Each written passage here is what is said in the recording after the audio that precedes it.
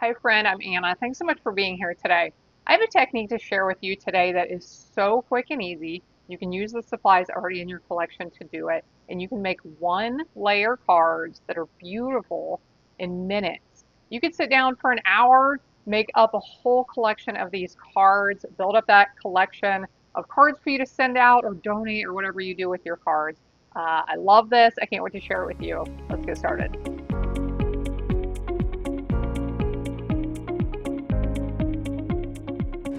So the first thing you're going to need for this technique is some die cut pieces. If you don't have a die cutting machine, you can use punches. They'll probably be a little bit smaller.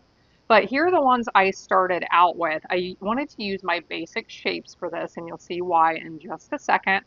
But I cut out a rectangle, a couple of circles, ovals. You'll see on these have some decorative edging on them. They don't need to have that, but if they do, you'll see what the effect is.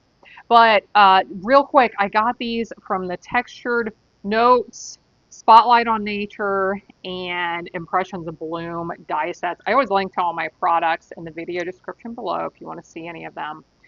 After I created these, I needed to add some removable adhesive to the back side. So you may be able to see little strings of adhesive. I use my multi-purpose glue. I absolutely love this stuff. I use it for everything. And I just put it on there, and once it was dry, I used these.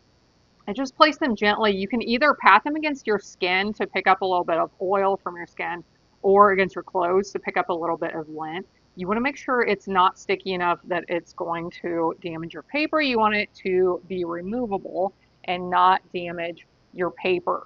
So here's what we're going to do. I'm going to show you one of these, and then I have 5 more examples. I want to show you how I made up several of these really quickly and simply. So I am just using all plain white card bases for these cards. I am going to use some Old Olive ink and a blending brush. Now, if you don't have blending brushes in your collection, you can do this with a sponge. That was kind of the old school way, the way I originally learned to do this. But I am using my blending brushes today. And like I said, you want to pat this once that adhesive is on there against your skin or against your clothes a little bit. Pick up enough lint or enough oil from your skin that you are not going to end up damaging the paper when you remove this. Or if you have another type of removable adhesive, that's perfect as well. You can see on this one, I put my die cut in the center. Now for some of these, I used the die cut that has the opening in it. So I was actually blending on the center of the card instead of around the edges. You can play around with these and get a lot of different effects. You don't have to center your die cut on the card itself. All of my samples, I have centered them, but that could be another thing to play around with, is to put this near one of your corners and blend around it that way. That would create some nice effects as well. You want to remove this carefully, of course, so that adhesive doesn't tear. So now what we have is this blended frame. So what are we going to do with this? I made all of my examples with this really nice prairie grass stamp set. I chose this one. I thought this would be a fun technique with a stamp set because these are silhouette stamps. So if you have any silhouette stamps or you want to try this set out, this would be a great technique to try with them, but you don't have to. You could use a flower stamp set. You could do this with just about anything. And I am going to use this one that looks like cattails for this. So we will just ink this up. And I am going to stamp several times. I love to use the stamping off technique on my projects where I stamp several times without re-inking to get a faded effect. So we could do this since I'm talking about it. Okay, let's just go ahead and do it. So here I have one that I stamp a second time and you get that faded effect. Let's do this again. I'm going to stamp off here one time and let's stamp over here again. And let's do this one other time. So now we have a little bit of a faded effect. You can even go a step further, stamp a third time, without re-inking, but that's kind of fun. Now we need to add a greeting to this. And then I want to show you my other examples, but these are just some of the simplest cards ever. And I am going to stamp. These are brand new stamps. I did use this once, but sometimes when I stamp with my new stamps, I stamp and do what I'm doing right here, rub that back and forth. Sometimes they have some kind of coating from the manufacturing process that the ink doesn't want to stick quite right. I know I get questions from some of you about this, um, but I just want to make sure the stamp is going to stamp nicely. These are really fine little words, the font on this. So as you saw, a lot of times when I use stamps like this, I stamp and I hold it just for a moment. I don't press very hard. I don't want to get those lines around the edges, but I do want to make sure it stamps nicely. So isn't that just a really nice simple card that you can make really quickly? Let me show you some of the others I've created with this. So here are two I created with the circle dies.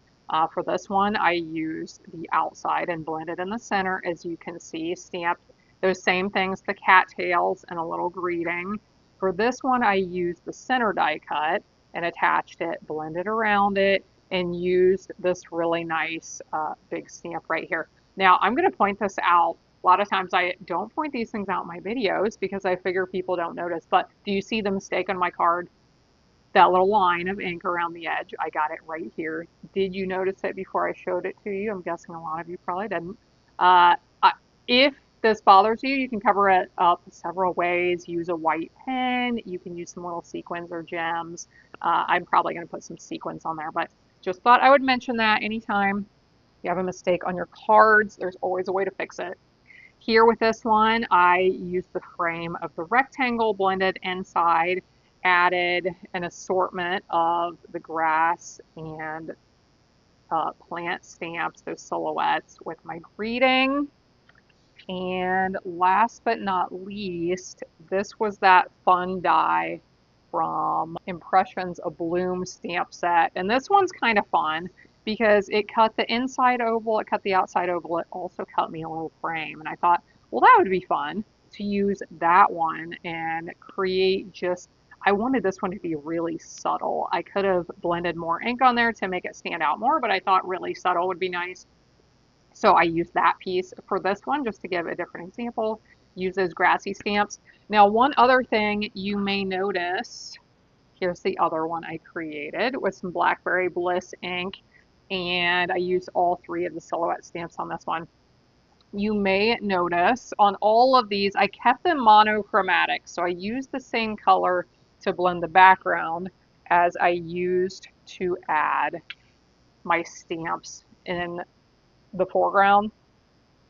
But you can definitely mix these up. You can create beautiful scenes. You can blend multiple colors. You can make them look like a sunset with like three different colors from top to bottom, or maybe you just go darker green at the bottom, lighter green at the top, and then maybe you stamp some browns on top. Mix up your colors and you can create a lot of fun effects. But I wanted to show how you could create lots of these really simply, just keeping your colors the same, just using one color blending, but how you can make a lot of these really simply. So I hope you can try out that idea on your cards in your crafting soon. So it's chatting time, and friends, I pre-record a lot of my summer videos in the springtime before school is out so that during the summertime I can be mom, farm wife, gardening, doing all the 4-H things where the kids are really involved in our fair.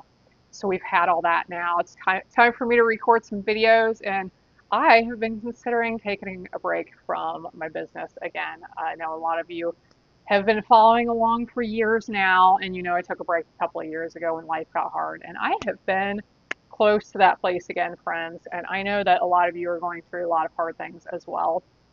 So I'm going to keep my message short today and say that when you are wanting to give up, when you don't know where to turn, when you're just tired of life being the same and you are trying to bring about change in various ways, friends, just don't give up. And here are my three suggestions besides not giving up. One, don't stop praying. There's a Matthew West song called that. It's a good song. Look it up. Don't stop praying. Two, do not underestimate the power of asking for prayer from other people. I know a lot of times we don't want to air out our dirty laundry. I was speaking to someone the other day from my church who, in her former years, was advised by a different pastor not to tell anyone in the church that she and her husband were having marriage problems because then it would turn into gossip. Friends, we need support from people and we need prayers from other people as well. The scripture about prayers of a righteous person and how powerful they are. Like, community praying is important. So don't be afraid to reach out to trusted people and ask for prayer from them as well. Three, when you don't know what to do and you need change to happen and you need God to show up in your life, what can we do? Sometimes we're like, what do we do? Nothing's happening. God, aren't you ever going to show up? What can we do? Prayer and fasting, my friends. Prayer and fasting. Life is usually not boring when I decide it is time to pray and fast for whatever this particular situation is in my life. I'm going to admit things happen that I don't want to happen during these moments, but I look at them and I think, okay, God, you are doing something with this. You are doing something with this. Um, Sometime in the future, I'll probably share more about what's been going on. It's been good, it's been bad, it's been a lot of things. Uh, Situation in my life here recently, I was like, I'm done. I can't. I God, it's time we do some business. And I said, I'm not going to eat food, and I'm not going to eat food for a little while. It turned into a little while. I'm not going to say how long right now. I fasted for. What happened on day 4 of my fasting? Our house flooded. Our house flooded. Looking back now, I didn't know at the time. My daughter was really upset. We had some talks about like how God can bring about really good things through bad situations, and she was afraid the house was going to flood again the next night. Anyway, we had some talks about it. And looking back, I had to add to that conversation the next day when I was like, you know what? When we were trying to bring about change and we were trying to turn away from sin or evil or whatever, I'm fasting and praying. Looking back now, I am pretty positive Satan wanted to get in the way of my fasting. It was super stressful. It's hard to fast when life is stressful. And I was like, oh, I might have to eat food tomorrow. Like, this is a lot. And I woke up the next day. I was okay. I carried on with my fasting and praying. But I'm pretty positive Satan didn't like what I was doing and was trying to change what was going on. God can use all things for good. This blood is actually going to turn out to be a good thing, and help us pay for something that we needed to replace in our house anyway. We've been talking about it for several years. Anyway, friends, pray. Don't forget to ask for the prayers of other trusted people. When you don't know what to do, fast. Look it up. Isaiah 58, I think it is. The whole chapter is about the power of fasting. The first time I read it, the first couple of times, I didn't understand some of the wording and what it was talking about. I would encourage you to look up you may want to look up some commentaries, some people who are talking about this and explaining it. But God says, you sad people only fasting for one day. How many of us have been Christians for long periods of time? Our churches don't talk about fasting. Nobody teaches us about this stuff, about the power of it. You know what I think that is? I think that's the enemy wanting to hide it from us. They tell us you're going to die if you don't drink for 3 days or eat for 7 days. That's complete nonsense. There are communities of people healing incurable diseases with fasting, and it says it right there in Isaiah 58. I will break chains, do all these things, and I will heal your body. Uh, it's all in there. Look it up when you don't know what to do, friends. I encourage you to try it out if you haven't. I would love to hear. When I talk about these things, I want you you all to talk in the comments and share your stories as well. I can share a little bit to encourage and help you and maybe give you something to try out when life is hard and it's not working out. You all have so many experiences. I want this to be a conversation. Share your experiences. You can tell me I'm crazy if you think I'm nuts. That's fine.